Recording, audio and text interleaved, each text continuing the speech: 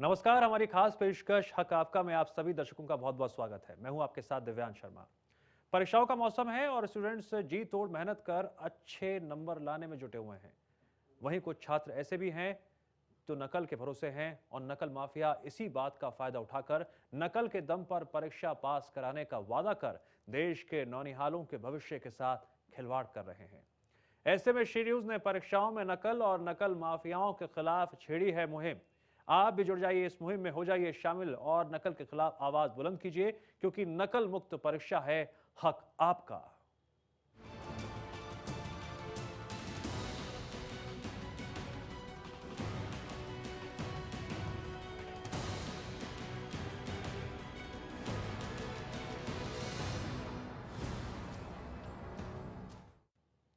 हरदोई में बोर्ड परीक्षा केंद्रों के निर्धारण में जमकर खेल किया गया ताकि नकल माफिया पैसे लेकर नकल करा सके। आपको बता दें, पहले कुछ स्कूलों को परीक्षा केंद्रों की सूची से बाहर कर दिया गया। इसे लेकर बखेड़ा शुरू हुआ तो बाहर किए गए स्कूलों में से कुछ को सूची में शामिल कर लिया गया। माध्यमिक शिक्षा मंत्री महबूब अली और हरदोई के जिला विद्यालय निरीक्षक जेपी मिश्रा के खिलाफ लोकायुक्त से की गई शिकायत की शुरुआती जांच में इसका खुलासा हुआ है।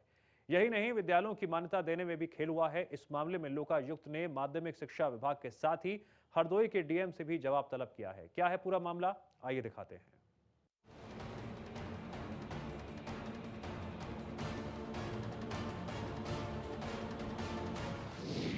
परीक्षा केंद्र तय करने में हुआ खेल,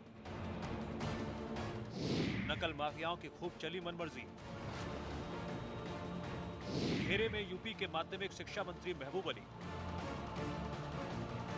जी हां, हरदोई में बोर्ड परीक्षा केंद्रों के निर्धारण में जमकर खेल किया गया। पहले कुछ स्कूलों को परीक्षा केंद्रों की सूची से बाहर कर दिया गया। इसे लेकर बखेड़ा शुरू हुआ तो बाहर किए गए स्कूलों में से कुछ को सूची में शामिल कर लिया गया। लोकायुक्त के नोटिस पर शिकायतकर्ता एक विद्यालय के संचालक भगत बाबा तेजगिरी ने अपने जवाब में हरदोई में परीक्षा केंद्रों के निर्धारण में धांधली के साक्ष्य भेजे हैं।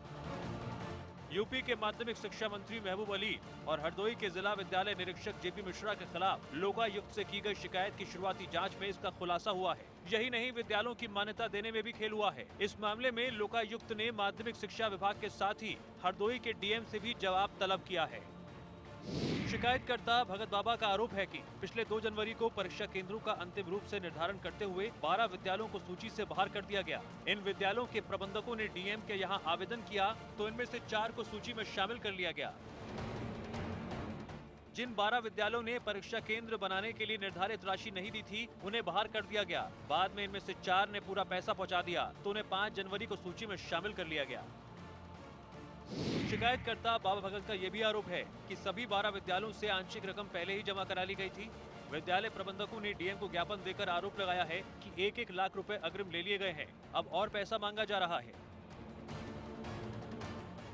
लोकायुक्त ने परीक्षा केंद्र निर्धारण समिति के अध्यक्ष होने के नाते हरदोई के डीएम को नोटिस भेजकर पूछा है कि इन 12 विद्यालयों को किस आधार पर सूची से बाहर किया गया और सूची फाइनल हो जाने के बाद 4 को क्यों जोड़ा गया। डीएम से विद्यालय प्रबंधकों द्वारा सौंपे गए ज्ञापन की प्रतिलिपि भी मांगी गई है। लखनऊ से विशाल रघुवंशी, श्री न्यूज।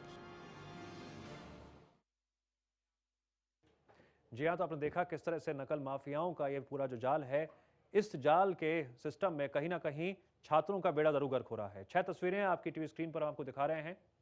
ये तस्वीरें अपने आप में कहानी बयान कर रही है किस तरह से तालीम का तमाशा जगह जगह जारी है। जी हाँ, ये कोई पहला मामला नहीं है, इससे पहले भी कई बार मामले सामने आ चुके हैं। कार्रवाई का आश्वासन दिया गया है लेकिन नतीजा ढाक के 3 पात ही रहा है। सबसे बड़ी समस्या यह है कि शिक्षा विभाग दावे बड़े बड़े करता है लेकिन निचले स्तर पर जिनके कंधों पर जिम्मेदारी है एग्जाम्स को सुचारू रूप से कराने की, वही इस जिम्मेदारी को निभाने के बजाय अपनी जेबें गर्म करते नजर आते हैं। यूपी, बिहार समेत देश के कई हिस्सों में नकल माफिया लगातार सक्रिय है और परीक्षा में नकल कराकर तालीम का तमाशा बनाया जा रहा है।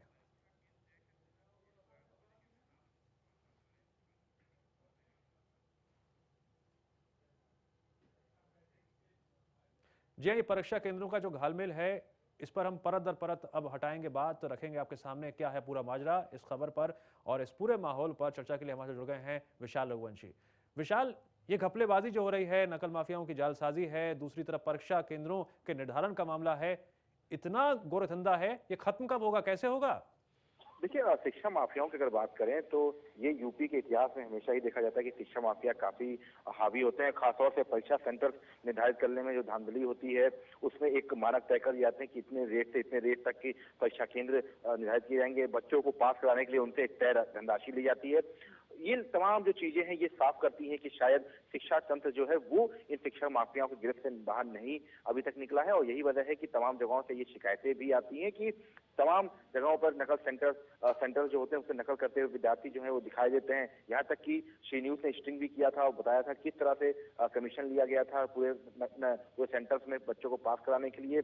तो ऐसे में ये चीज बिल्कुल साफ है कि जो एक अधिकारी तंत्र है जो बैठा हुआ है, जिसका काम होता है नकल रोकने में, वो इस पर पूरा बहुत ज्यादा दबाव नहीं बनाता। और यही वजह है कि इस तरह की घटनाएं लगातार होती हैं। और जब एग्जाम आते हैं बोर्ड के, तब ये शिक्षा माफिया जो है वो काफी एक्टिव हो जाते हैं। और यही वजह से कि इस बार जब जिस तरह से खुलासे हुए, उसने या मंत्री हो या सचिव हो, इन सबको एक न एक करके शक के दायरे में रखा, जांच के दायरे में रखा। यहाँ तक कि इसमें पूरी जांच चल रही है।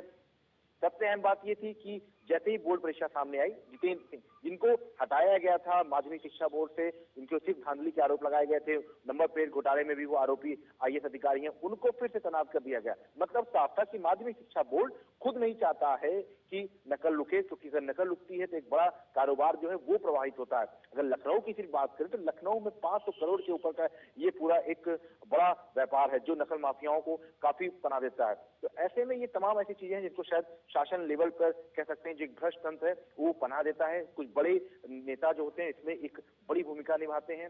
और यही वजह है कि ये जो तंत्र है ये खत्म होने फिलहाल दिखाई नहीं पड़ रहा है। जी विशाल, एक और दिक्कत नजर ये आती है कि एक तरफ लैपटॉप बांटे जाने की बात है, तमाम तरह की योजनाएं हैं जो सरकार दावे करती है कि हम शिक्षा को दुरुस्त करने का भरोसा दिलाते हैं, लेकिन ये भरोसा उस वक्त टूटता हुआ नजर आता है जब हम कैमरे की नजर से देखते हैं और सच्चाई को सामने लेकर आते हैं।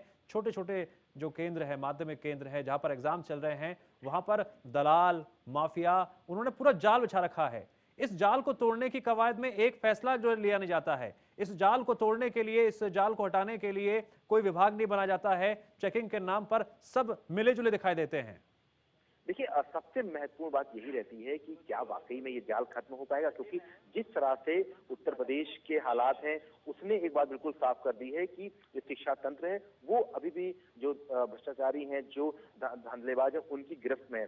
एक उदाहरण के तौर पर देखा जाता है कि बाराबंकी का एक स्कूल है जहाँ से पिछले 10 सालों से हर बच्चा, चाहे इंटर एग्जाम हो चाहे हाई स्कूल के एग्जाम हो, वहां पे टॉप करता है। तो ये एक अपने आप में सवाल खड़ा कर रहा है कि क्या वाकई में। विशाल, एक कॉलर जुड़ गया हमारे साथ, उनसे बातचीत कर लेते हैं, वापस आते हैं आपके पास। हमारे सचिन जुड़ गए हैं हैदराबाद कर्नाटका से, माफ कीजिएगा। सचिन, आपका बहुत बहुत स्वागत है हमारी इस खास पेशकश में। बोलिए हल्ला, क्योंकि हक है आपका।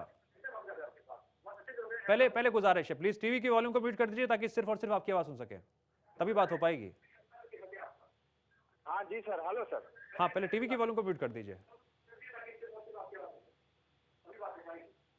Hello sir. जी बोलिए। मैं माफी चाहूंगा, आपसे बात नहीं हो पाएगी तकनीकी खराबी की वजह से। दरअसल दिक्कत ये होती है जब आप हमसे बातचीत कर रहे होते हैं और टीवी की वॉल्यूम आ रही होती है तो ना आप हमें सही से सुन पाते ना हम आपको सुन पाते हैं। नतीजतन जो बात आपको रखनी चाहिए वो कहीं ना कहीं अधूरी रह जाती है। चलिए वापस हम विशाल का चलेंगे। विशाल, आप बता रहे थे सरकारी तंत्र का ये तामझाम, सिस्टम क्या कहता है, नियम कायदे क्या कहते हैं, वो इधर है और जो हकीकत है वो दूसरी तरफ है। तस्वीरें हम लगातार दिखा रहे हैं, ये सिर्फ जुबानी बातें नहीं है। विशाल, सुन पा रहे हैं आप मुझे? माध्यमिक शिक्षा जी बिल्कुल दिव्यांश, देखिए एक साफ तौर पे जब माध्यमिक शिक्षा बोर्ड जब एग्जाम करा रहा होता है तो उसका एक पैमाना तय कर दिया जाता है कि जो सेंटर्स हैं वो ब्लैक लिस्टेड नहीं हो। खासतौर से एक पैमाना ये तय कर दिया जाता है कि अगर गणित की परीक्षा है तो उसमें चाहे साइंस का टीचर या इंग्लिश का टीचर परीक्षा केंद्र में रहेगा, लेकिन इस तरह की चीजें नहीं दिखाई पड़ती हैं। एक आइडेंटिटी कार्ड बनाया जाता है। और सबसे बड़ी बात है जो स्थानीय प्रशासन है वो इस पे पूरी काफी मिली जुली की भूमिका रहती है। खासतौर से एक पैसा जो एक बड़ा पैसे के रूप में दिखाई पड़ता है वो दे दिया जाता है। और यही वजह है कि जो सीसीटीवी कैमरे लगाए जाने थे, जो प्रमुख जो ब्लैक लिस्टेड कॉलेज थे, उनमें ये कैमरे लगने थे, लेकिन एंड टाइम पे ये टेंडर कैंसिल कर दिया जाता है। दूसरी चीज, क्यों ब्लैक लिस्टेड कॉलेज को फिर से सेंटर बनाया जाता है जिनका ऑलरेडी ब्लैक लिस्टेड में नाम है, और उसके बाद एक तय तोड़ राशि तय की जाती है। और विशाल बहुत संक्षेप में, विशाल मैं आ रहा हूं आपके पास, आपके वापस आरोप बने रहेगा। सचिन वापस जुड़ गए हमारे साथ। सचिन, एक बार फिर से स्वागत करते हैं आपका। आप क्या कहना चाहते हैं, बोलिए। अब बोलिए सर। नमस्ते जी, मैं नकल से बात करता हूँ। ये क्या बोले तो कितना कॉफी सेंटर है जी। जी वो कॉपी सेंटर का क्या है सर, बहुत बहुत लूज है सर। कहाँ भी देखिए आप, कर्नाटक में देखिए, महाराष्ट्र में देखिए, आंध्रा में देखिए, इतना लूज क्यों है सर? नहीं, आपके क्षेत्र में अगर हम एग्जाम्स की बात करें तो एग्जाम्स में धांधली होती है, नकल कराई जाती है, क्या देखते हैं आप? हाँ सर, बहुत बहुत बहुत नकल कराया जाता है सर। जी हम चाहेंगे कि आप हमें उदाहरण देते हुए बताएं कि आपके क्षेत्र में क्या कुछ होता है। हमारे क्षेत्र में सर बहुत नकल चलता है, कुछ कॉपी चलती है। कॉपी के वास्ते लोग जो रहते हैं वो ऊपर ऊपर चढ़ के डालते हैं, और इसीलिए जो है लोग जो बड़े बड़े लोग आते हैं, बीओ अथवा सीओ, कोई भी जो लोग आते हैं तो रिश्वत लेके जाते हैं सर। चलिए सचिन जी, आपने अपनी बात रखी उसके लिए आपका बहुत बहुत शुक्रिया। तो तस्वीरों के जरिए हम दिखा रहे हैं किस तरह से छात्र एक तरफ परीक्षा देते हैं, दूसरी तरफ छात्रों की चेकिंग तो होती है लेकिन स्टूडेंट्स फिर भी नकल करते हैं। और नकल माफियाओं का जाल ऐसा है कि पूछिए मत, जगह जगह फैला हुआ है, इसका कोई दायरा नहीं है। और दूसरी तरफ सामूहिक नकल की तस्वीरें आपको दिखा रहे हैं और नकल कराते अभिभावक भी आपको नजर आ जाएंगे। ये देखिए, एक तरफ एग्जाम चल रहे हैं, दूसरी तरफ बिल्डिंग पर चढ़कर बड़े तन्मयता के साथ, आनंद के साथ चीटिंग कराई जा रही है, किसी को कोई फर्क नहीं पड़ता। विशाल लगातार बने हमारे साथ। विशाल, दिक्कत क्या ये भी नजर आती है कि इस सिस्टम में से जो ऐसे तत्व हैं जो इस नकल माफिया जुड़े हुए हैं, उनको खत्म करने का बीड़ा नहीं उठाया जाता। आप मुझे बताइए कि 3 साल हो गए यहाँ पर अखिलेश सरकार को, उपलब्धियां गिनाई जा रही हैं, लेकिन क्या शिक्षा विभाग की तरफ से कोई कदम उठाया गया अब तक? अगर हम हकीकत की बात करें जो सरकार कहती है जुबानी तौर पर। देखिए, सबसे अहम बात यह है कि सरकार अपने दावे बहुत करती है। हर एग्जाम से पहले ये कहा जाता है कि तमाम जगहों पर कि हम अच्छी व्यवस्था करेंगे ताकि नकल ना हो सके, नकल रोकी जा सके। लेकिन ये सच्चाई है, और शायद कड़वी सच्चाई कह सकते हैं उत्तर प्रदेश की, जब जब समाजवादी पार्टी की सरकार आती है तब तक नकल माफिया जो है वो काफी सक्रिय हो जाते हैं। और यही वजह है कि 2000 में जब मुलायम सिंह यादव की सरकार थी, तब यहाँ तक कि स्टूडेंट्स कॉपी लेके अपने घर गए थे। कई इस तरह के वाक्य सामने आए थे कि कॉपी ले जाके अपने घरों पे उन्होंने लिखा था। तो ये तस्वीर जो है शायद बदलना नहीं चाहती है यूपी, और खासतौर से यूपी के जो नेता हैं उनको पता है कि एक बड़ा कारोबार होता है, करीब 15,000 करोड़ के आसपास में ये पूरा एक कारोबार होता है जो पूरा 10वीं और 12वीं के बच्चों को पास कराने का। तो यही एक सिस्टम चला आ रहा है शायद, और यही वजह है कि और इसीलिए छात्रों भविष्य का बेड़ा गर्क हो रहा है। चलिए विशाल, जानकारी और बातचीत के लिए आपका बहुत बहुत शुक्रिया। प्रमोद कुमार जुड़ गए हैं राजस्थान से। प्रमोद जी, आपका बहुत बहुत स्वागत करते हैं हमारी इस खास पेशकश में। आप भी बोलिए हल्ला, क्योंकि हक है आपका। प्रमोद जी, सुन पा रहे हैं आप मुझे?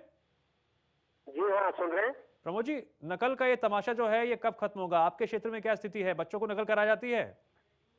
देखो जी, ये तो परीक्षाओं की नकल है, नकल कंपटीशनों में भी होती है, सेंटर के सेंटर बिक जाते हैं। अब ये इतनी बड़ी व्यवस्था है पूरे देश में कि जो जिम्मेवार अधिकारी हैं, कर्मचारी हैं, वही नेग्लिजेंस करते हैं इसमें। जी प्रमोद जी, हम ये भी देखते हैं कि सरकार तो बहुत बड़े बड़े वादे करती है कि हम शिक्षा व्यवस्था को दुरुस्त करेंगे, बच्चों के भविष्य को बनाएंगे, और न जाने क्या क्या, लिस्ट बहुत लंबी होती है। लेकिन जमीनी स्तर पर जो परीक्षा केंद्र होते हैं वहां पर धड़ल्ले से नकल कराई जा रही होती है। जी, जिसको जिम्मेवारी दी जाती है, जो उसका रेस्पॉन्सिबल पर्सन होता है, अगर वो चाहे तो 1% भी नकल नहीं हो। जी प्रमोद जी, आप राजस्थान के दौसा से हैं, क्या आपने अपने खुद आंखों से देखा है कभी इस तरह की नकल हो रही होती है और इसमें नकल माफिया जोर शोर से जुटे हुए होते हैं?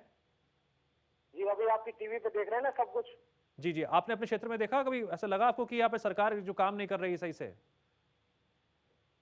हाँ, कंपटीशनों में होता है ऐसा, कंपटीशन परीक्षा में होता था अभी तक राजस्थान में। चलिए, आप राजस्थान सरकार को कितने नंबर देना चाहेंगे कि इस नकल माफिया पर लगाम लगाने के लिए जिस तरह से वो काम कर रही है, 0 में से लेकर 10 तक में? वर्तमान समय में सही है, पिछले टाइम में ठीक नहीं था। कितने नंबर देना चाहेंगे 0 में से लेकर 10 तक में? 9 नंबर दे रहे हैं। चलिए, 9 नंबर दिए हैं एक दर्शक ने, यानी काम कर रही है सरकार, ये दर्शक मानते हैं, लेकिन अभी भी बहुत काम किए जाने बाकी हैं। तो लगातार हम आपको तस्वीरें दिखा रहे हैं। श्री न्यूज ने छेड़ी है मुहिम। आप हमें नंबर्स पर कॉल भी कर सकते हैं, लगातार हमारे नंबर्स टीवी स्क्रीन पर फ्लैश किए जा रहे हैं।